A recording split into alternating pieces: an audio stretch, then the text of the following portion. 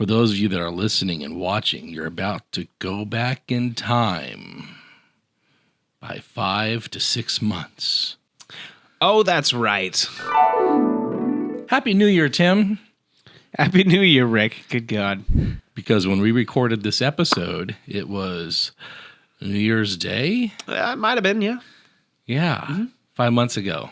It takes a while for our videos to upload to YouTube and onto the RSS feed. That's true. It does. It took a while Because we use AOL, and it's like... Yeah. Awful. Then Tim wants to use the phone, so I have to unplug the modem. Those were the days. I remember those days. I tell that to my students. I tell them the stories, right? I remember my first online video game experience, Command & Conquer, Red Alert. And I was playing with a buddy, and we built up our bases, and we were about to attack each other, and then my mom picked up the phone. And that was the end of that.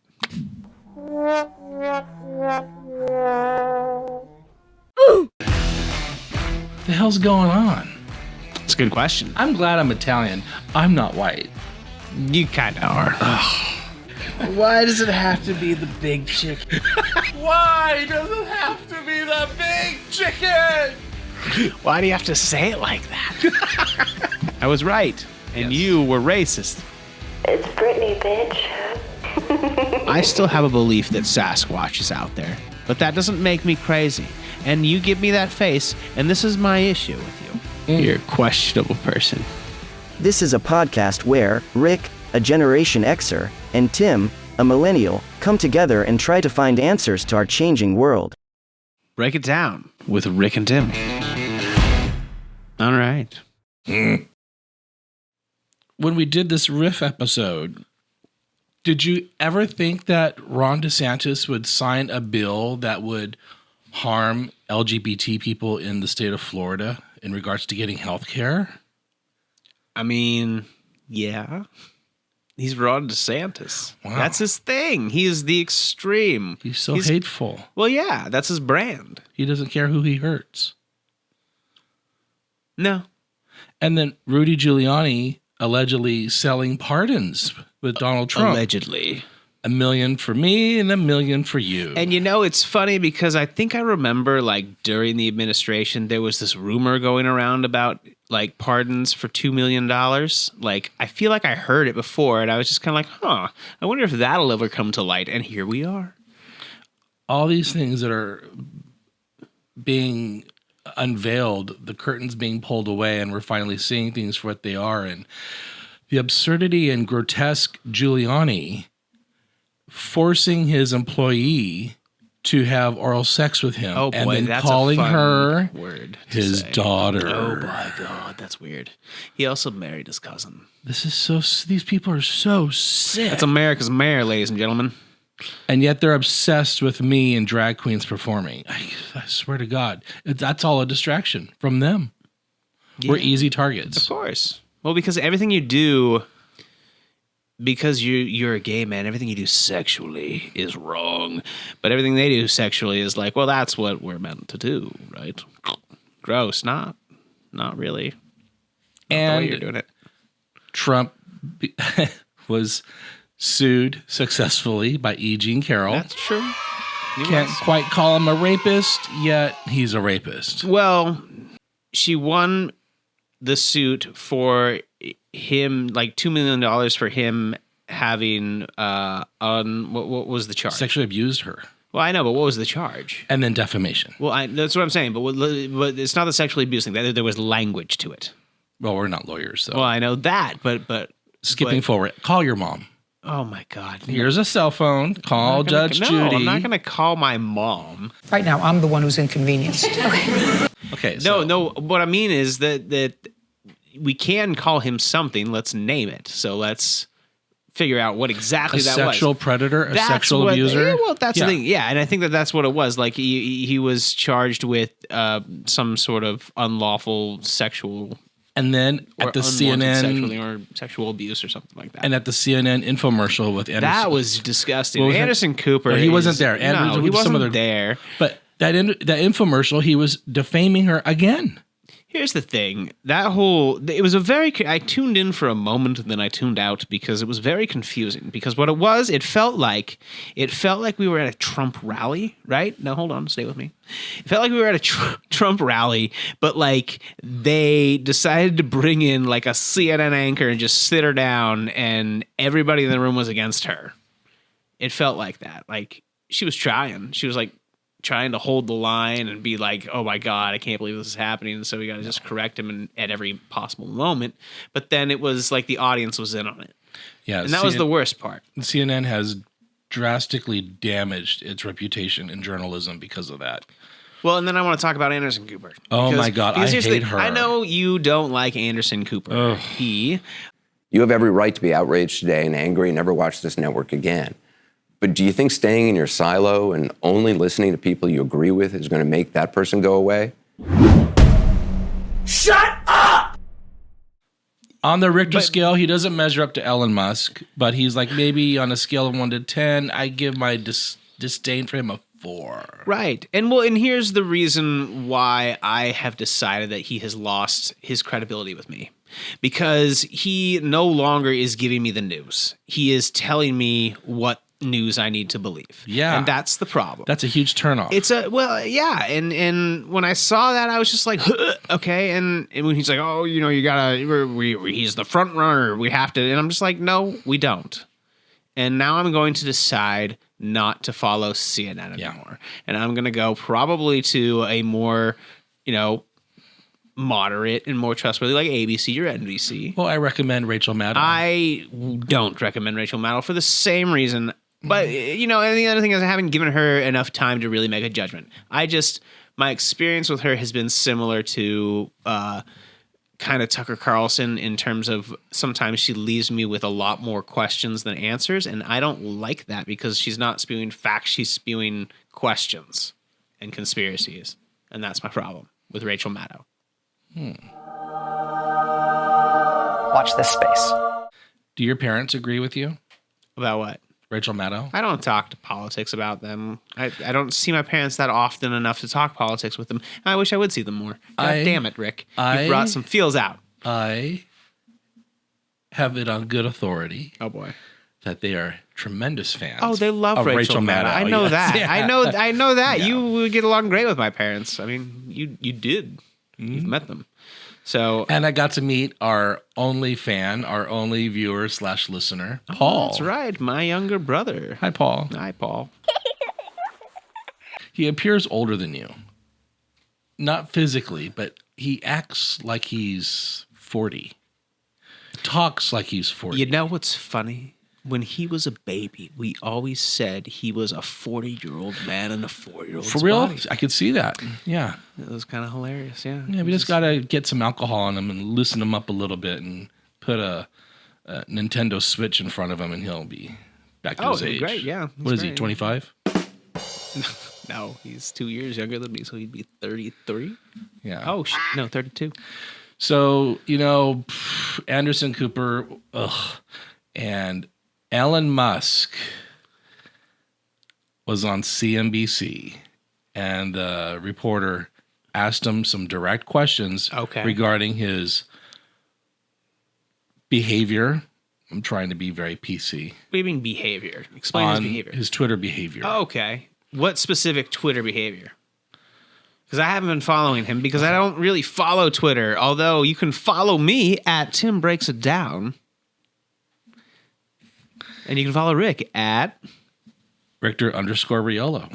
_ Okay, so I'm going to play this for you. Okay. There we go. I gotta stop tapping the table.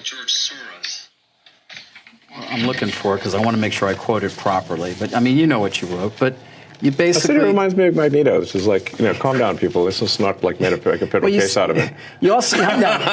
you said he wants to erode the very fabric of civilization and Soros hates humanity. Like, when you do something like that, do you I think that's true. That's my opinion. Okay, but why share it? Why share it? Especially because, why share it when people who buy Teslas may not agree with you, advertisers on Twitter may not agree with you? Why not just say, hey, I think this. You can tell me. We can talk about it over there. You can tell your friends. But why share it widely? this is freedom of speech. I'm allowed to say what I want. You absolutely are, but I'm trying to understand why you do, because you have to know it puts you in the middle of the partisan divide in the country. It makes you a lightning rod for criticism. I mean, do you like that? People today saying he's an anti-Semite. I don't think you are. No, I'm definitely. I'm like a pro-Semite, if anything. I believe that probably is the case. Yes. But why would you even introduce the idea then that would be the case? I mean, look, we don't want to make this a George Soros interview. No, God, no. I don't want to at all. But what I'm trying, even came up though in the annual meeting. I mean, do your tweets hurt the company? Are there Tesla owners who say, I don't agree with his political position and I know it because he shares so much of it? Or are there advertisers on Twitter that Linda Yaccarino will come and say, you got to stop, man. I can't get these ads because of some of the things you tweet.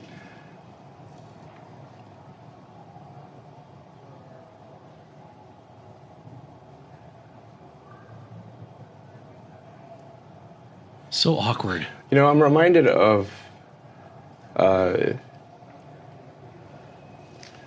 there's a scene in The Princess Bride. Great movie. Great movie. Where he confronts the person who killed his father. And he says, My name is offer me money. Offer me money. Offer me power. Never. I don't care. Look at the way he looks right here. Look at that. So you just don't care.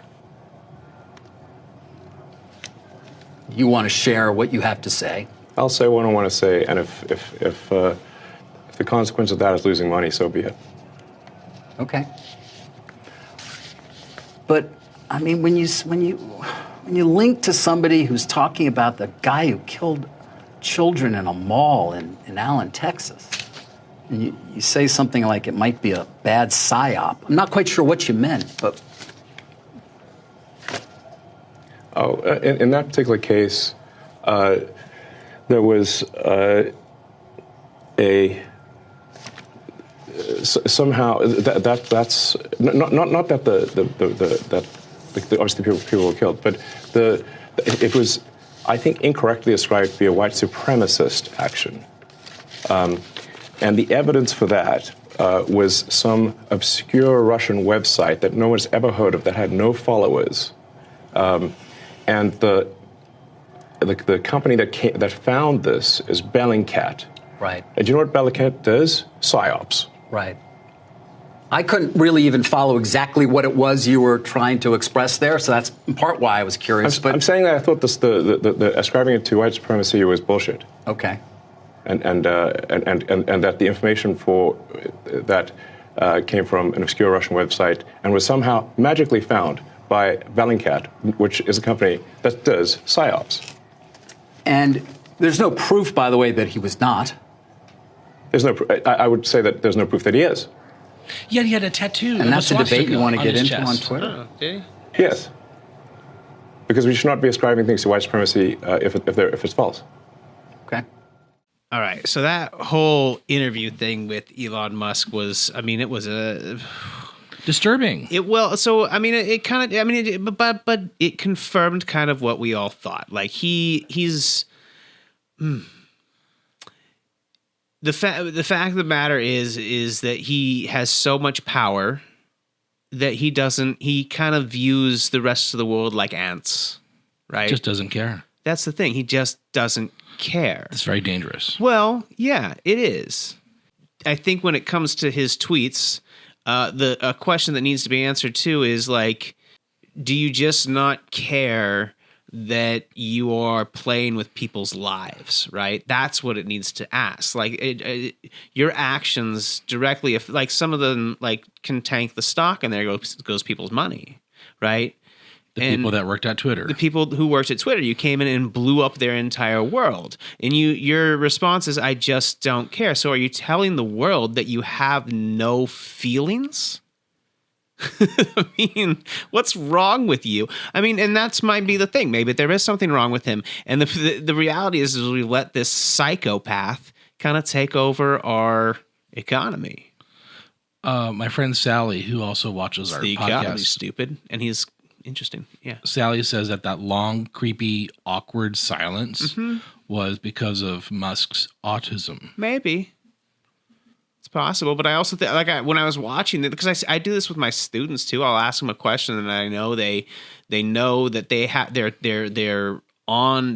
towing, they're like dancing along a moral like line, whether or not they're going to respond. And I ask these kind of questions, where it tests your moral standing and your kind of puts you on the spot, right? And you sit there and you process, well, if I say this, how is the world gonna view me? And at the same time, what's my end goal? So there's a lot of there's wait time that needs to happen. And to the credit to David Faber, because he executed this flawlessly, was the wait time. When he asked the question, he allowed that awkward moment for Elon to sit there and process and go, this is going to shape the way people look at me.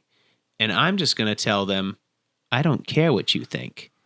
And here's the reality. I think he does. He cares so much about how other people see him that he manipulates everybody so that the attention's always on him. He's just kind of like Donald Trump. That's why he likes Donald Trump so much, I think, because they both kind of have the same personality where they just want attention. Like he needs to have it. Why do these billionaires seem to have this disconnect? Because they want attention. That's what they want. They want power. They want money. They want, affirmation. What feels good? Money feels good because something's missing. And they're trying to fill a void, maybe. I think that's what happened is Elon Musk kind of got backed into a corner and he tried to make himself look like a tough guy because he got called out for something that was terrible and it looks terrible. And he, instead of taking accountability for it, decided to just say, F it, I don't care. And that's what my students do. And it's an interesting day when I see those students go from I don't care to I do care, because it's a drastic change, because either something happens or they finally just get it. And I don't think that Elon Musk has reached that point yet. He's kind of at that spot. Who do you think is more dangerous? Elon Muskina or Donald H. Christ? Which one is Which worse? one's more dangerous? Yes, right now as we speak. Elon Musk. Because Elon Musk has a lot more power. Donald Trump has dick. Right now, he has nothing. I mean, he has his base, but he's not president. And Stormy said that dick ain't all that great. Oh, my God. It's more like a giant shiitake mushroom. There it is. That's it. Anyway, So I think he's more dangerous, and but at the same time, like, push that force for good. I mean, yeah, we got some Teslas out of it. We got electric cars. Maybe we're gonna go to space, but at the same time, like, yeah, maybe we're getting to a point where Hitler gave us the Volkswagen. Oh my God, he did. And he gave us working, ovens. My uncle had one of those. Said it was great. I think it caught on fire once, though. Working gas chambers. Oh, those, yeah. Ooh, that was awful. Still, yeah. And he's defending that killer. Oh God. Here's the thing. I think I see where he sees the conspiracy, and he's like, "Great, attention, here we go." Psyops. What the hell's that? Like, they do like undercover stuff. I think what'll happen is, like, we'll see things like that interview where we realize that Elon Musk is not normal and that maybe we need to be a little more careful at how we respond to him, right? And so I think he'll start to lose his gravitas. I think that what he said is one of those things that's going to get him in trouble with his company. And I think he'll try to, buy his way out of everything. But I think in the end, eventually he might not. He might keep going, and he might take us to space, and maybe he'll, go to Mars and explode. Who knows? But maybe either way, he could either die off or go to Mars, as long as he's gone. I just can't wait for Blue Sky Social to come online by Jack Dorsey, because then all the commerce titan giants will jump Well, and that's ship. I think what's going to kill him because, and it'll be great because everybody's going to go, okay, here's a fresh space free of all this controversy, and it's regulated. Yes, right. We'll all get on it, and we'll just start over. Right, come back to us, Jack. It's going to blow up. Bring your beard. I'm getting tired of the fight. But then if I turn off everything and not pay any attention to what's happening in the world and just focus on my own bubble life, and if things really blow up and get bad, I don't want to be not prepared. You know, I want to be able to knock on your door and say, "Hey, Tim, hide me in your attic. You now have 2 dogs." Sure. Seriously, No, I mean, can you imagine we were living in Florida? Look at the new. We used to call it white flight back in California. Oh, yeah. But now it's the brain drain. It's just human flight happening in Florida. When we first told people that we were moving away from Florida, a lot of people we told were just genuinely shocked. Oh, but you love living so close to your dad and you love being able to visit. Yeah, I did. Aren't you going to be sad that you're not going to be Disney annual pass holders anymore and you're not going to be able to visit whenever you want? Yeah, that sucks. Aren't you going to miss being able to go to theme parks whenever you want on like a random Thursday afternoon? Yeah, I am. The thing is that we knew what Ron DeSantis was going to do today. We knew he was going to do it. We just didn't know when. We knew that he was going to start with this whole, oh no, you can't talk about gender identity with little kids because that makes the most sense and is logical to a lot of people. I have feelings about that, but that's neither here nor there right now. And we knew he was going to use that as a gateway so that way he could expand it across all public schools up to 18. We knew this was happening. And to that I say, how do you expect me to be able to raise kids in a state where they can't openly talk about their 2 non-binary parents in school? How can I raise smart and accepting kids when the place that they spend 8 hours a day, 5 days a week simply isn't? I love Disney, but I love my rights more. Full stop. Get the hell out of Florida. If you're planning a visit, cancel it. If you live there and you are able to leave, do it now. Ron DeSantis has passed some extreme legislation down there. We've all heard about it. We saw it coming. A lot of people have already fled Florida. But it is now law. It is now law that if you have a transgendered child, the state can take them from you. Yeah, so what we see and what I predict happening in our future is a brain drain from the red states to the blue states. Because as these restrictions and human rights go down, then, you get a narrower set of skills because anybody who can afford to move out to a place where they have better rights are going to. Yeah. Right? And that's the unfortunate thing. The other thing is that then you're left with the people who can't afford to move out, which is the poor people, and they're stuck with doctors who believe that they can just pray things away. Yeah. I envy that you're not a target.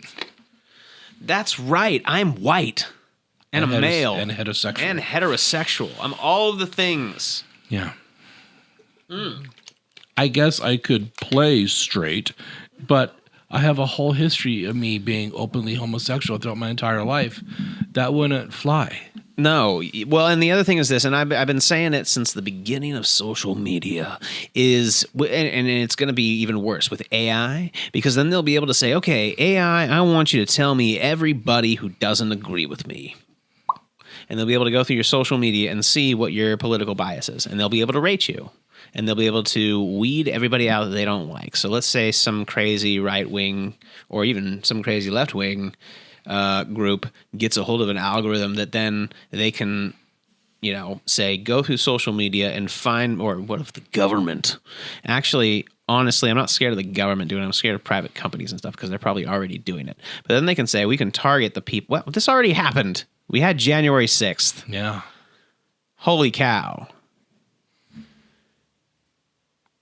We go in circles. But AI is going to amp it up like to a next level because now it's public and now everybody has the opportunity to do something nefarious with it. So for the sake of just discussion. Okay. And we can wrap this up. We go on forever. Let's foresee the worst case scenario. Hope for the best, but prepare for the worst. Okay. Trump wins the presidential election or steals it successfully, whatever. Trump gains power. Yes. What will happen then? There'll be no more elections in our country. No, there won't. Because he'll want to be like, okay, now I got to extend myself to another term. But he'll also be really old. But he's still, there's longevity in that family. Is there? Oh, yeah. Ooh. So he's doing fine. Gross. Well, I mean, I don't know. Maybe not. Or maybe he wants to, like, keep his family legacy going and, like, tries to get everybody to go after Don Jr. Ooh, I just threw up in my mouth a little bit. I'm being serious. I am, too. What would happen? Would he turn into, like, Mussolini? There goes the media. Probably. Well, and would it maybe be martial law? He wanted to do martial law, but they wouldn't let him. Oh, I don't think anybody will let him do martial law. I don't think he could gain that much power. But what he would do is exactly what he did before is, just cause as much lasting chaos as he can, like we did to our judicial branch. All the judges he appointed. All that conservatism. We have such a conservative judicial system right now because of him. And it's bad because look at this. We're fighting over drugs that have been, in our community for 20 years, which is stupid. We're fighting over in 2023 that should have been done with and dealt with in like the 1960s. We're just going back in time is all. And that's the thing is it's preventing us from moving forward. I mean, it's preventing some parts from moving forward. We're still moving forward in terms of like weapons. Could this be the greatest trial our country has ever faced? I don't know. I'm sure. I mean, there's... That isn't war related. That isn't war related? I don't know. The internal strife, the internal conflict, the division, the president inciting an insurrection. I think it is the greatest. We did threat. At one point have a civil war. I'm saying without war. Take the war out. Civil war, I mean, let's go back to like women's suffrage. Let's go back to the civil rights movement that's still going on. This, I think, is bad from our perspective because it's affecting us the most. It's affecting our white privilege. Not you. No, it's not really. Well, you'd be fine any state right now. You and your wife and your family. But if your wife was, I would be fine, but my family would not. If your wife was a person of color, or if your wife identified as a wife, okay, the trans thing, no, but okay, still, or you have to understand too that my wife is a woman, so she lacks some rights in some states. I also have 2 daughters. There are some states that I will never live in because, like, they're second-class citizens there. And they can get married at a very young age in some of the states. Yeah. Don't let them work for Rudy Giuliani. No. Happy New Year, Tim. Happy New Year, Rick. Good God. Do you have any New Year's resolutions or intentions? Do I have any New Year's resolutions or intentions? Oh, I have some intentions, if you know what I mean. But I don't know. I haven't really thought about it.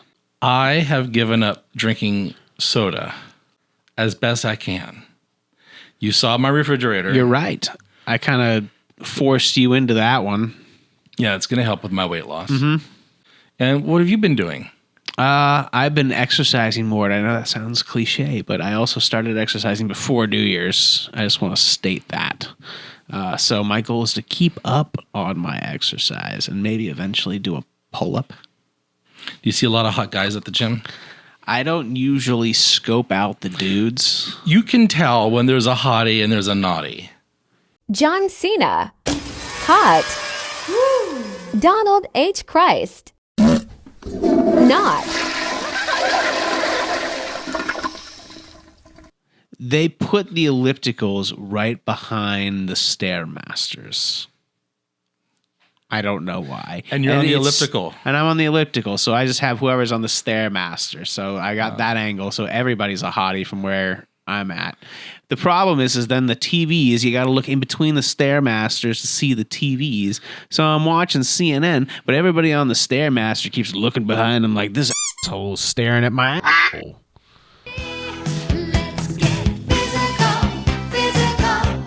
I don't know if you guys have noticed that have been watching our podcast, but we generally wear a lot of Star Wars t-shirts. We do, and I don't know if you guys can notice, but right here is Rick's hand in my shot every single time. Just so you know. I just realized, because you do a lot of this, and there's a lot of, like, you flying this. I'm just letting you know. Get the... Ow!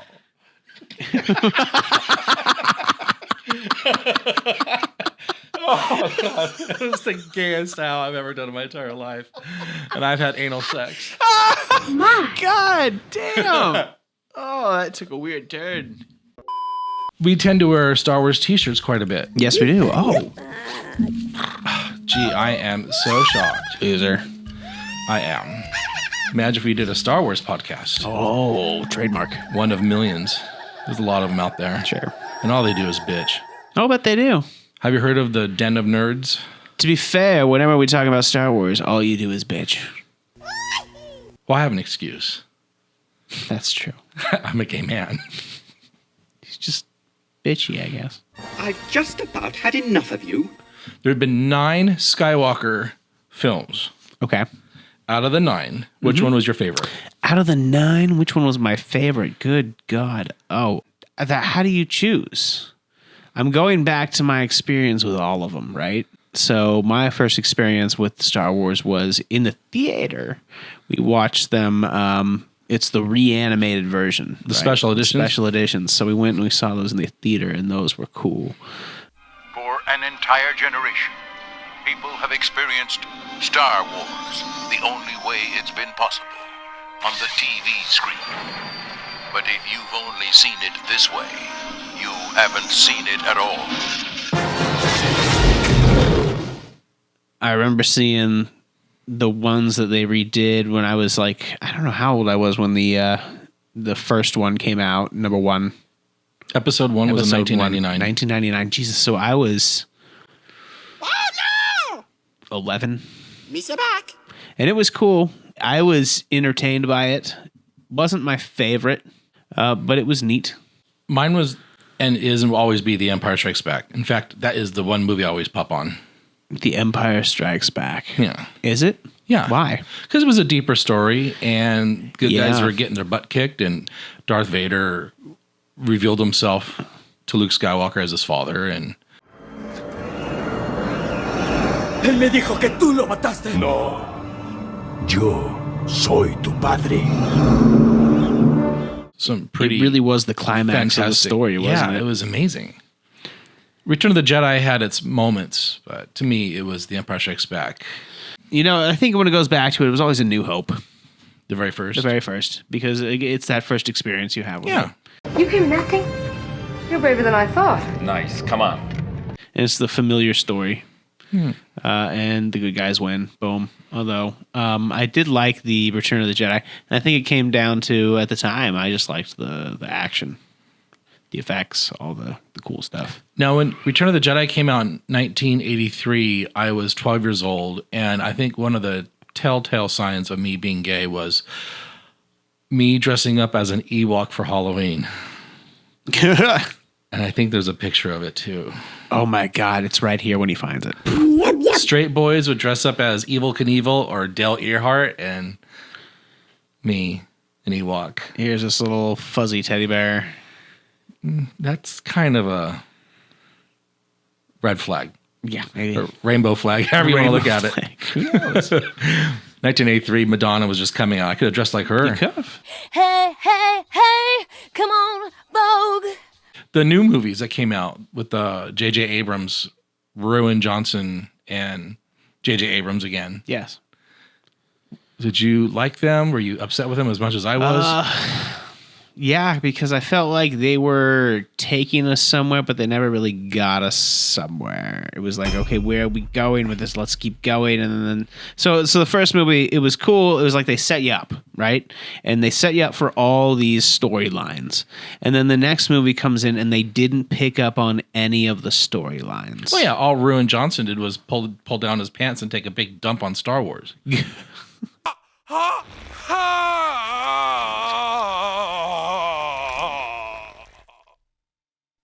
My God.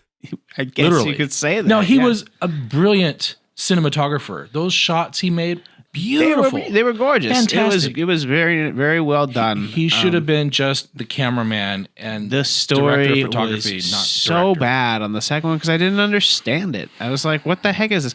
Like the whole tension between what was the Kylo Ren? No, Rey? no. Finn and the Asian girl Rose. The Asian girl Rose. That whole thing, like that was there, but then it wasn't like developed. It went nowhere. It went nowhere. There was no point for that storyline. There was other than let's show Space Vegas. Yeah, I mean, and a strange horse race. Well, and that kind of sucked because it was a missed opportunity for like development. Like they could have.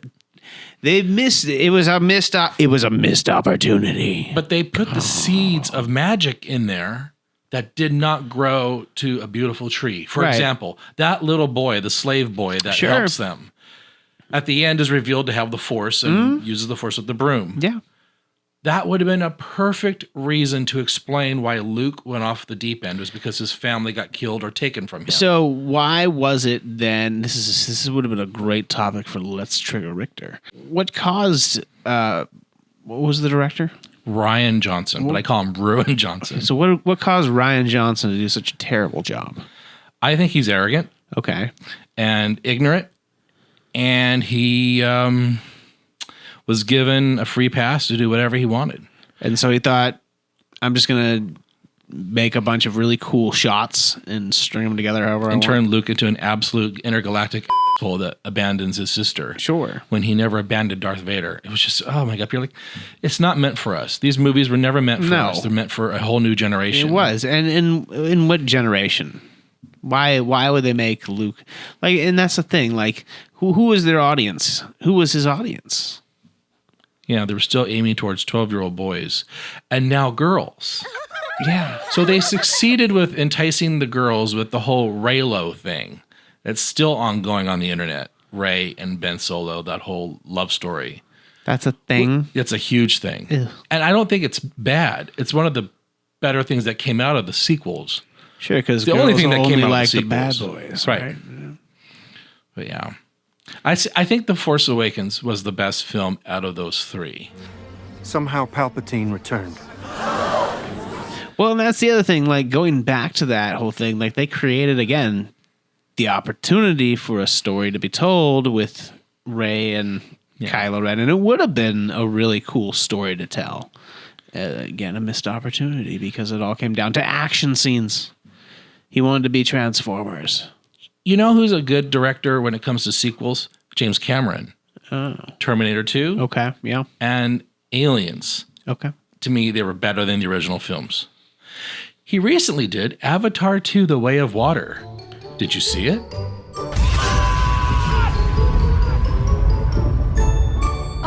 So we're going to do Let's Trigger Rictor. And this one is right up your alley. The new Matrix, Avatar 2. I wasn't impressed by either of them. Yeah. You know what? The Matrix movie was more about the girl. What was her name? Trinity. Yeah. Which was cool. But instead of making it all about getting Neo back, make it about her and have Neo come in at the end like they did with Luke Skywalker at the end of The Force Awakens. Sure. That would have been a better movie. I agree. Avatar 2. Oh boy. Here we go. James Cameron does have that reputation for making excellent sequels. He's been lucky. Terminator 2, Aliens. Had a lot of high hopes for Avatar 2. To me, it was just Free Willy meets the Titanic. It was an extension of the first Avatar. Same script, same cast. Quaritch is the bad guy. They found a way to bring him back. So instead of fighting Neytiri, now he's fighting Jake Sully. And it's just... The movie began to have some magic at the end when Quaritch's son, Spider, saves him. And he realizes that he's been saved by his son. There was a change in the character, and that's when the movie ended. Right. That would have been like, for instance, when The Empire Strikes Back, when Darth Vader tells Luke, "No, I am your father." Right. He could have killed Luke. He didn't. And when Vader says, "No, I," end of movie. Where's the rest? We needed more of Quaritch's little dilemma of not being such the bad guy. Well, let me slow you down here because you're a bit triggered. It sucked. It did. But I think at the same time, you have to remember he's trying to stretch this across 5 movies, which is exhausting. And I blame Marvel. Okay. Yes. That's a very good analogy. Right. Because it's going back to he's trying to take that series and turn it into a comic book series where there's all these different volumes and all these different stories and all these different things. And it's just, there's not enough. It needs to be maybe 3 movies. Like that specific spot you're talking about would have been great right in the middle of the movie. Perfect. Yes. Right in the middle. And then you're right. And then we have some development after that because there needs to be more to it, right? Because all we got was, they came to a new place and they're assimilating. That's cool. Let's spend half the movie assimilating into this new place, even though we know that the bad guys are right behind them and they're going to blow this shit up, right? So now I'm triggered, Rick. Holy shit. Well, and the humans are once again the bad guys. Right. All the time. Humans aren't always the bad guys. We can't be. Human beings aren't always the bad guys. Human beings aren't always the bad guys, no. But guess what? Rumor has it. Adele song. Rumor has it. Avatar 3, the Ash people, I think that's what they're calling the movie, are going to be dealing with volcanic Na'vi, and they're not going to be good guys. So they're changing it up finally in Avatar 3. They're going to make the So that to me is going to be the real sequel. Right. Avatar 2 to me is not a sequel. It's just an extended edition of the first movie. Sure. And it's long and it's just setting people up. Here's the thing. I was kind of like meh throughout the movie up until that ending part where like the ship crashed and that whole scene. That was where it got, you're right at the end is where it got good. And you could really tell the underwater scenes with the bubbles and all that stuff. And it was nice. But that part when Spider says, "Don't let go," it was right out of Titanic as they're going down into the water when the ship was sinking. That was just like the biggest eye roll in the theater. Everybody groaned. Oh my God. See, Cameron wanted to have his Titanic part 2, I guess. He had Kate Winslet in this movie. Yeah. Did he? Who was she? Kate Winslet was in Titanic, Rose. No, and I she know was that. also the tribal mama, the one that was pregnant. Oh, no kidding. That was her. I don't know her name. Another issue. I'm going to tell you the good things about the movie once I finish shredding this. He's triggered. The 2 sons of Jake Sully, can't tell you their names. They both looked alike to me. They should have given one of them brown eyes. Or something to differentiate them. They all have yellow eyes except for the water Na'vi people. They have blue eyes. Since Jake Sully's kids have four fingers and a thumb, they should have given one of them brown eyes. Or give him a distinctive face tattoo. Or something. Because needed. here's the thing. But here's the other thing, too. It was so predictable, that whole situation with the brother. Because the whole movie, they were developing every single character as if they're ready to create a new story. And they didn't develop Jack with that kid. You just knew they were leaving him behind. He wasn't going to make it out of this movie. And it sucked because it's like, okay, so I'm not going to create this like relationship with him because I know he's going to die. And on top of that, his brother is kind of a loser. It was frustrating. It was a frustrating dynamic because it was just so predictable. The wonderful things about the film. Special effects. There's no touching it. Yeah, it was fantastic. Music was great. When that ship jumped, when it was crashing, that was perfect. Mm-hmm. That was a fantastic. Although I will say this, there was when it came around the island, like that scene was the same shot they had when. Oh yeah. And I was just like, oh my God, that was just when the right airship. on, yeah, the airship. It was like, yeah. Special effects. There's no getting better than that. No. Well, and that is the problem. That's what triggered me, Rick. That's why I put this in here, because it goes back to like the Matrix, right? Why was the Matrix so amazing every single time? Because every single time it produced something new, a new technology. It was the first time they had a fight with everybody in CGI. That was like Matrix number 2. And yeah, it was cool. But then this next one came out, and it was just, let's just make fun of the Matrixes that we made. And Keanu Reeves was like, that's all we can do. We can just make fun of it. No, the reason why that movie was made was because the movie studios were going to do it with or without the Wachowski sisters. Right. They told Lana, the director, we're going to do it with or without you. And so she's like, over my dead body. So that's her franchise. I get it. That's her thing. And I'm glad she stepped up to the plate and did it. Yeah.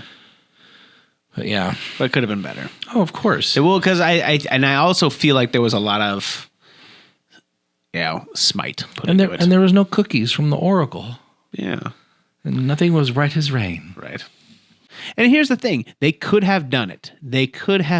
Here's my thing. Like, there were moments where, like, people were, like, thrown through, like, a pillar. And have them grab the person, pull them back through the pillar again, and rebuild the pillar real quick, and then throw them through the pillar a second time. Do something stupid. Right. Do something outrageous. That's what makes the movie so good, is they push the envelope of what the heck happened. And in The Matrix, your mind is literally in control. So it's just like, I'm going to build up a brick wall and throw you through it. I want to see that.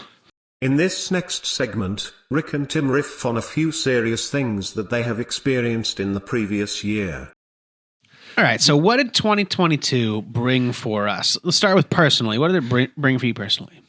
2022 showed me that I can attend a university and complete a full semester with excellent grades, despite the animosity I was perceiving from Generation Z.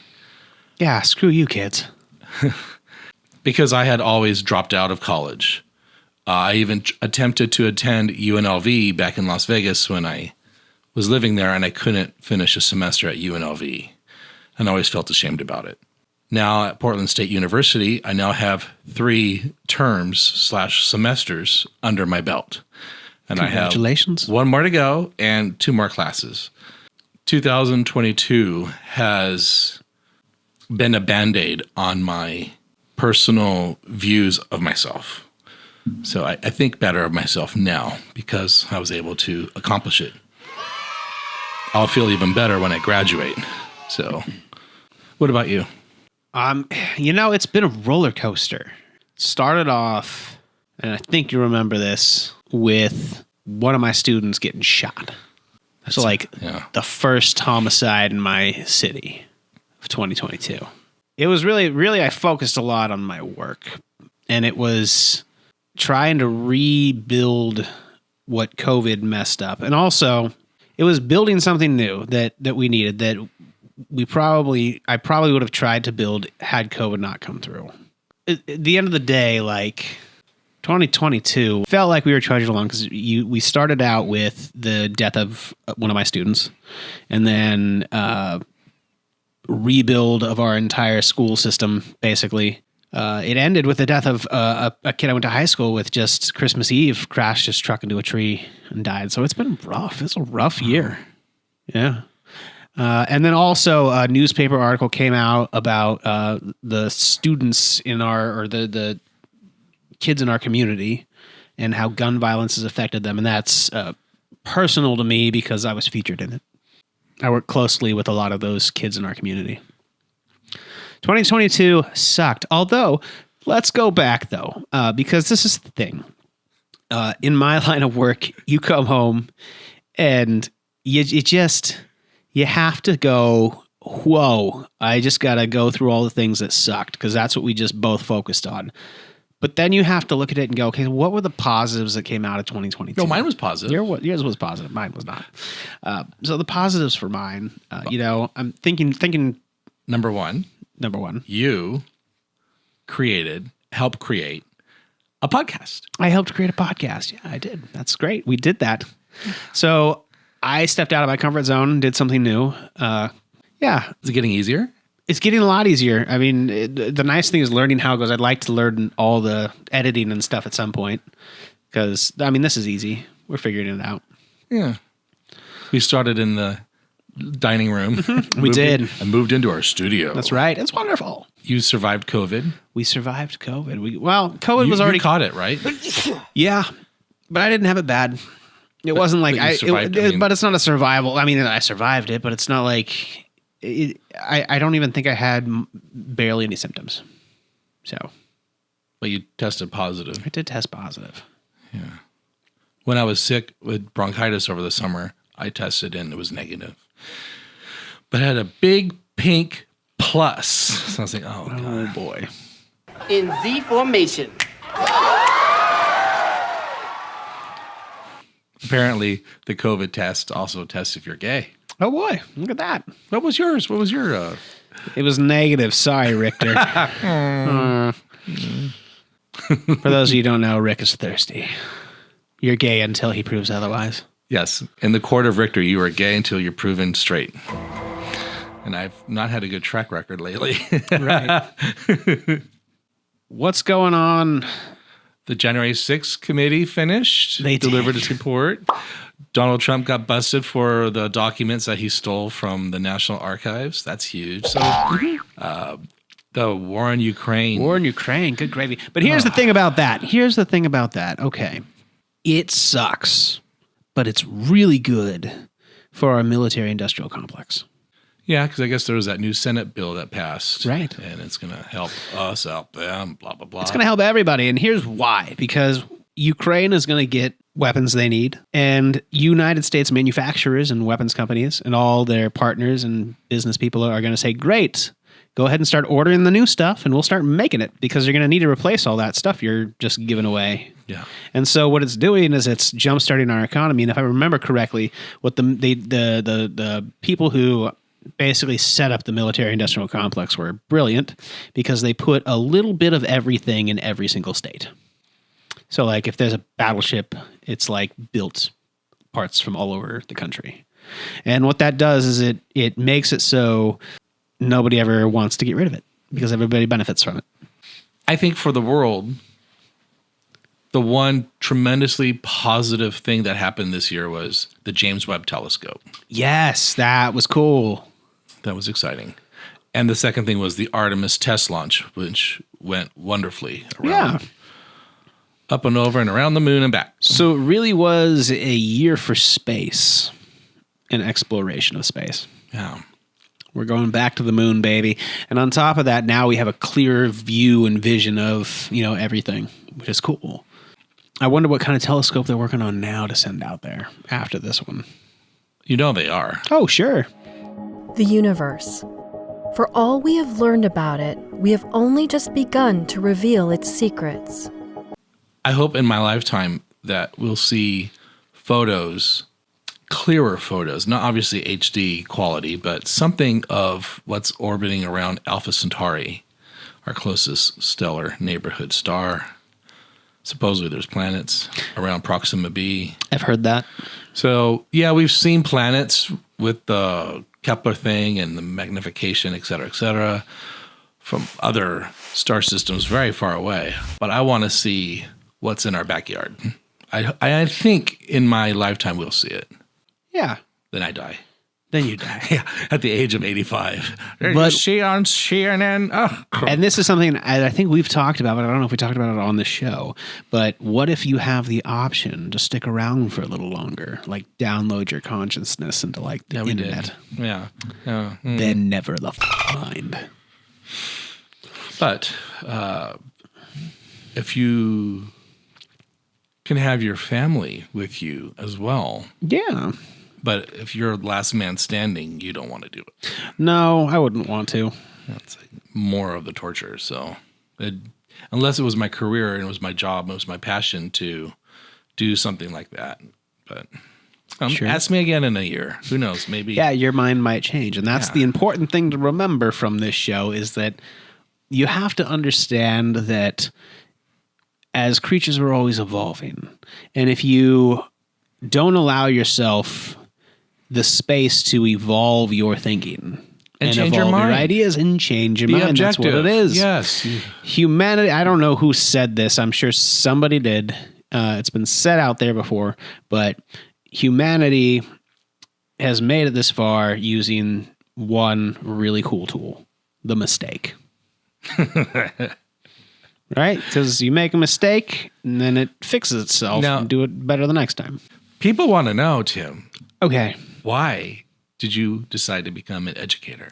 I like teaching because there was an innocence to it, I guess. You could shape and help put these kids on the right track. And I just saw a lot of trauma. And so I just kind of stuck with it. I just thought, because I grew up in privilege, I suppose. And there wasn't ever a real big struggle. And there was a lot that I grew up with. And I'm Catholic, Rick. I felt guilty. So I decided to stick with teaching to help. I'm a white savior. What do you want me to say? I'm rambling. Let's jump back here. Let me restart.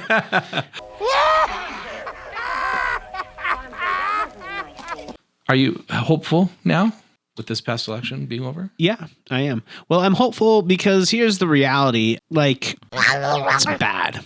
And people are suffering, and it's starting to affect people now. I mean, look at the interest rates. And so people are now noticing. Here's where I see belief systems. People are very much stuck to their ideas. They don't allow themselves to grow. Their dogma, yeah. And that's the problem. And people are getting tired of the fight. I'm tired of fighting with you. Battle fatigue. Well, and that's the thing. We go back to again, politics. What does every politician say? I'm going to go to Washington. I'm going to fight for you, right? It's always a fight. I don't want to go fight anymore. And I think that's what's happening with Russia and Ukraine. It's no, they just don't want to fight. It's not because of anything other than one man's greed. Russia would have been fine without Ukraine. Yes, there's the argument that it's basically the Cuba of Russia. Well, not Mexico? No. We're talking about size? No, I'm talking about the political situation. Russia put nukes on our doorstep in Cuba. Oh, way back when. Way back when. I think we talked about this. The Bay of Pigs. Bay of Pigs. But there were the nukes. And Kennedy negotiated those. I think it was Kennedy negotiated those out of there because those are right on our front door. Yeah. And so from Russia's perspective, we're the baddies, right? And we are, if Ukraine joins NATO, which they were trying to do and have been trying to do forever, even though we were saying no. And we probably should have said no and kept things chill if we wanted things to be chill. But Russia, from their perspective, was like, well, we can't let them get nukes in Ukraine. If Ukraine joins NATO, they're going to get nukes. And so Russia used that as an idea to jump off and go and attack them. Now, if they would have gotten Kiev in 3 days, then yeah, they'd probably been like, let's just keep going. We'll go to the next one. Probably Moldova would have been next. I think they were talking about troops lining up there anyway. But then Ukraine was going so bad, they just chose to, wait. And that would have been their jumping off point. I'm lost. It's okay. I'm also starving. I'm hungry too. Is there anything open right now? Everything's open. Oh, is it? Just not on Christmas. That's true. It's not. Rick had a really sad Christmas. Are you welling up? Yeah. Oh, I'm sorry, Rick. What happened was I went out to have my Christmas dinner since I don't cook. And every place I went to was closed. There was one restaurant open with one waitress with 5 tables, and the entire restaurant's entirely open. And there's 50 people at the lobby trying to get their name put on a list, an hour-long list. So I decided to get in my car and drive around in circles for about 45 minutes until I decided to come home and microwave some chicken. It's even sadder the second time. Oh, my God. It was my fault. I went out to eat at 7 o'clock at night. And how late that was. Should have gone to a bar. Would that even open? Probably not. Maybe. I don't know, but have you seen the people that go to these bars out here in Oregon? I don't like to associate. I'm not talking about the weirdness, the Portland weird. No, we're talking about the Trump. Yeah. You went to Christmas Eve dinner with us. Speaking of those people, no I'm kidding. Jesus Christ. That was a very good time. Yes. Yeah. It was a lovely Christmas dinner. I love Chinese restaurants on Christmas. That's Christmas Eve. That's where we go. It was good. And it's a delicious place, and they always have a wonderful atmosphere, and they treat us great. It was the first time I've ever had Chinese on Christmas Eve. Apparently, it's a hidden American tradition to go out and have Chinese on Christmas Eve and Christmas Day because they're open. Yeah, it's true. They celebrate Lunar New Year and there's other holidays that they celebrate that are more important than Christmas to them because Christmas is a consumer holiday. Yeah. It really is. To summarize the differences in our personalities between me and you, Mm-hmm. I think I've come down to 2 differences. I always will go no matter what for the joke at the expense of my own self-respect. That's true. Or objectification, whatever that is. But I will always go for the laugh, for the joke. And my dad always used to say to me, you always got to be the clown. He's a troll.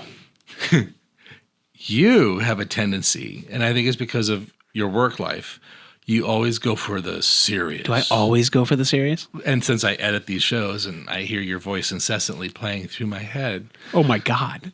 Yeah, you're a very serious. You have your moments of laughter and banter, but you break things down in a very serious way. It's a little rigid, but not bad, not in a bad way. It's not like Rachel Maddow because she's queen of delivering the message. And here it is. Boom. Yeah. So, yeah. Well, I think it's important, with topics, not to allow humor and space. Of course, there has also to be a balance, right? You got to still maintain the purpose. Serious question about religion. Okay, possibly a serious answer with a serious voice. Here it comes, Rick. I'm ready. The subject of division has been, I think, groomed in us from the beginning of time. Absolutely. And religion is a wonderful example of division. You have to be with God. You got to be with God. You got to behave or you're going to go to hell and you're going to be burning for eternity, but God loves you. So it's like, oh my gosh, that's a joke by George Carlin, but nonetheless, you get the message. Yeah, you have to fear God. But then Satan was, according to a fallen angel. Yeah, he went to war with God, whatever. We all make mistakes. What about forgive? Why can't we forgive Satan? Well, why does all evil? Why do we got to objectify and say that this person's this fallen angel? We don't. Well, here's the thing. You're getting caught up in the semantics of it. Why do we have to separate ourselves based on the name we call God and how we act when we talk to him or whatever you want to call God, your being of choice? Why do we got to fight over that? Because it's how we maintain power. You got to get your flock. So everybody grabs everybody. And the easiest way to grab people is fear. Yeah, religion is They're division. coming for you. The enemy is coming for you. They thought they had me. But Jesus came. But then Jesus came and saved me, which is fantastic. And now I'm going to go spread that word to everybody. We need to find the song and make that the actual intro for our show. Oh my God. Hey, Rictor. You should ask me about my name. Why? Rictor, tell me about your name. My dad wanted to name me after a football player in 1971 when my mom was pregnant. And my mom wanted to name me Victor, but my dad was sick and tired of all the Victors in our Italian family. Of course. So they came upon the name Rictor. When I was looking at some marriage certificate stuff of my parents, they were married someplace where someone's name was Rictor. So I think maybe that kind of stuck in their head. Oh. Because my brother's name was Randall. Oh, okay. Interesting. And you, Tim, were named after a religious person. Yeah. But there's a chapter, Timothy. Oh, sure, there is, yeah. What's that chapter? It's a chapter in the Bible. I don't know. What's that one verse? Oh, Timothy chapter 2, verse 12. It's the worst one in there. What is it? It basically tells women to shut up. Because the devil thought he had me. And Jesus came and saved me. And this bitch slapped my wife and told her to stop talking. Jesus. And now it's time for Let's Quiz Tim. Oh, boy.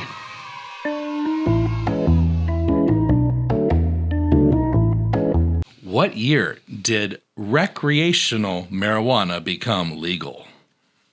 Like legal as in like... States were now starting to sell without the medical card. recreation. I want to say, okay.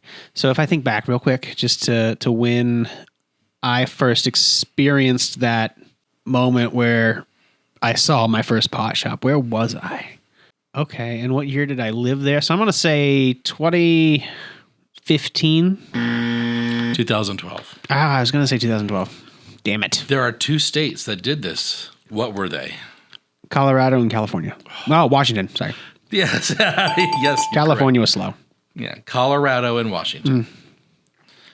What was the longest prison term for marijuana possession? 30 years. Richard DeLezzy was arrested and sentenced in 1989 to a 90-year term on marijuana crimes. Good gravy. Now he's free. I think there was more involved with that, but that was the stiffest. I can imagine penalty. there's probably like, I'm sure we can look it up. Yeah, there's more involved. Sure. We'll go with that. Who, Tim, confessed to People magazine that CBD saved their life? It was somebody famous. And I remember hearing about it, but I don't remember who it was. Hint? Give a name. It's a female. There's your hint. Yeah, no, I know it's a female. Who is the one female they always talk about? Britney Spears? Okay, that's valid. Mm-hmm. Okay, well, the one female they always talk about. Miley Cyrus. Kim Kardashian. Kim Kardashian. I don't follow the Kardashians. Well, you should. Why? Because what was the very first Cheech and Chong movie? The very first Cheech and Chong? Yes. I don't know. Up in Smoke. I just recently watched the beginning of that movie, and it is ridiculous. What year did it come out? 1974. 5, 8, 9, 10, 11, 12. Well, whatever. I didn't do too well on that one. The next show is the last one. Thank God. No, yo soy tu padre.